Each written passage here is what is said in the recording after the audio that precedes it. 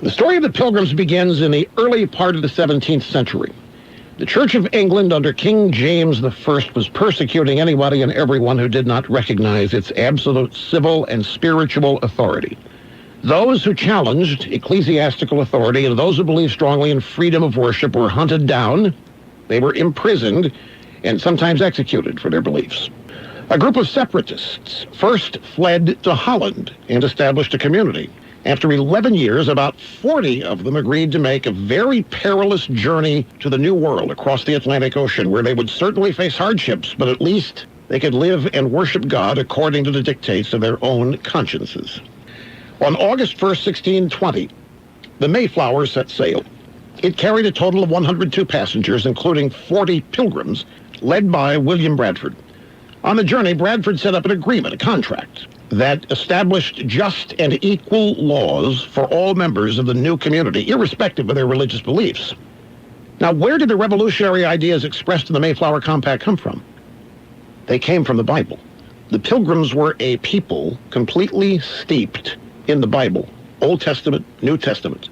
The Pilgrims were religious, and they came here to establish freedom of religion. They fled and crossed an entire ocean to escape religious persecution.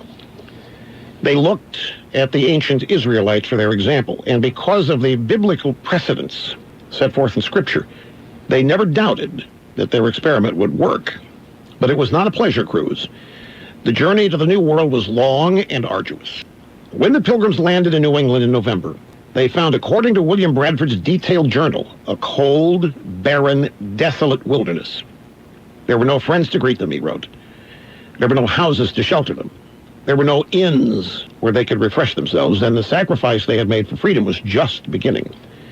During the first winter, half the Pilgrims, including William Bradford's own wife, died of either starvation, sickness, or exposure.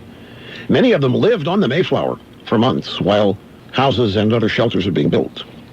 When spring finally came, Indians indeed taught the settlers how to plant corn, how to fish for cod, how to skin beavers for coats, and life improved with the coming of spring for the Pilgrims. But even with all this, they did not yet prosper. Now, this is important to understand because this is where modern American history lessons often end.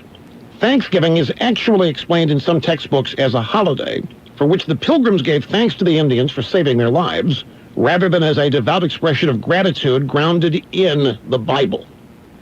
The original Thanksgiving was a thanks to God. It was not a thanks to the Indians.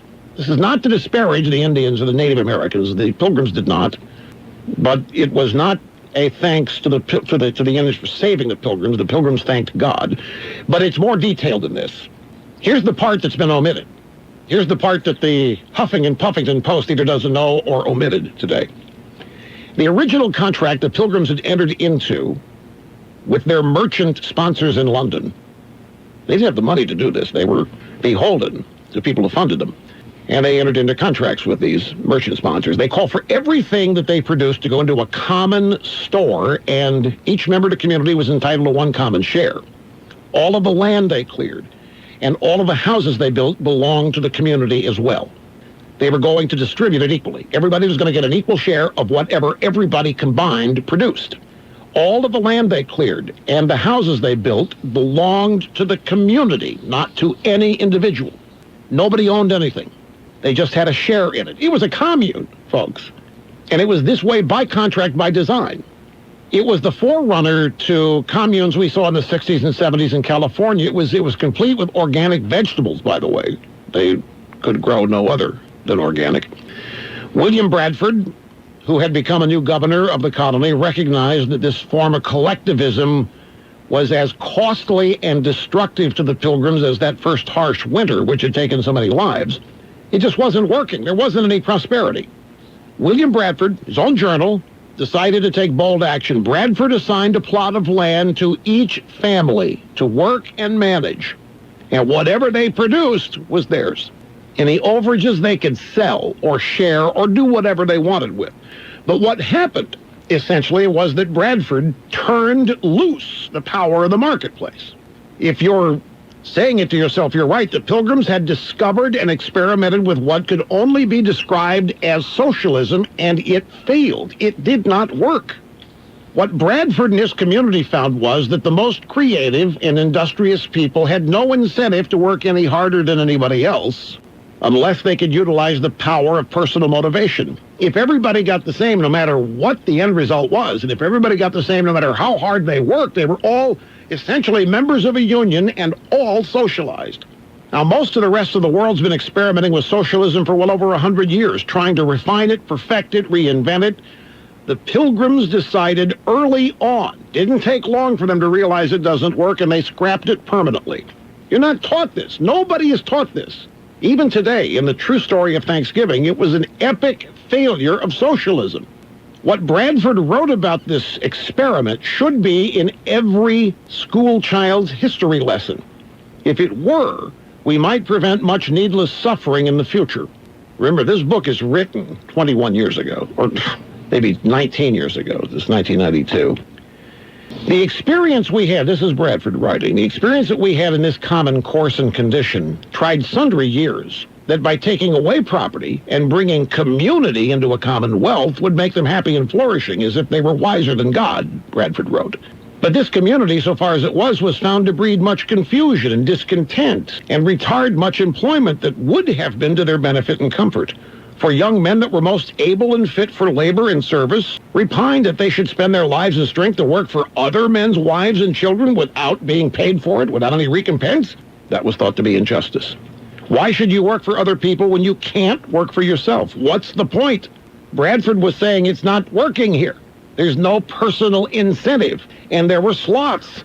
Not all these people were cream of the crop. Some of them sat around, didn't do anything, while others did everything.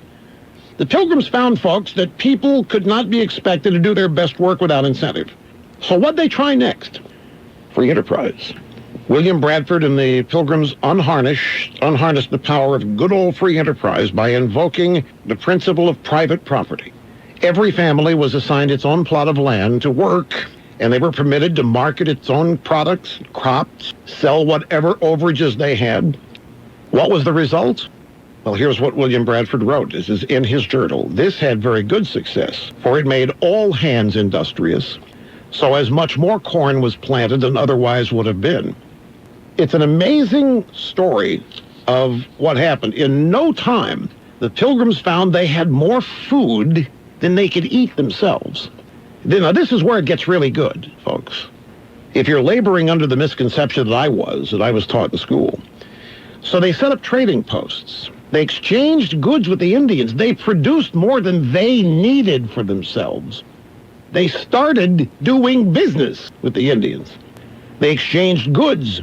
The profits allowed them to pay off their debts to the merchant sponsors in London and Holland. And the success and prosperity of the Plymouth settlement attracted more Europeans and began what came to be known as the Great Puritan Migration.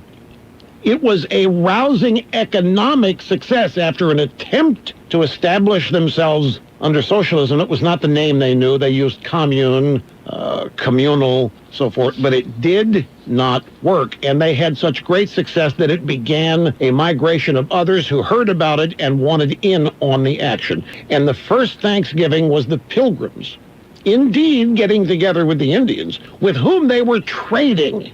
There's no question the Indians assisted them when they landed, but it's not true that the Pilgrims then took advantage of them, conquered them, killed them, and took their land. They ended up trading with all of this, and this whole story is written about in a way that 8 to 10-year-olds understand it and are taken right to it in the first Rush Revere book, Rush Revere and the Brave Pilgrims. I was never taught this. I didn't until I started researching that book back in 1992. That was the first I had heard of why the Pilgrims are really thankful. It was thanks to God.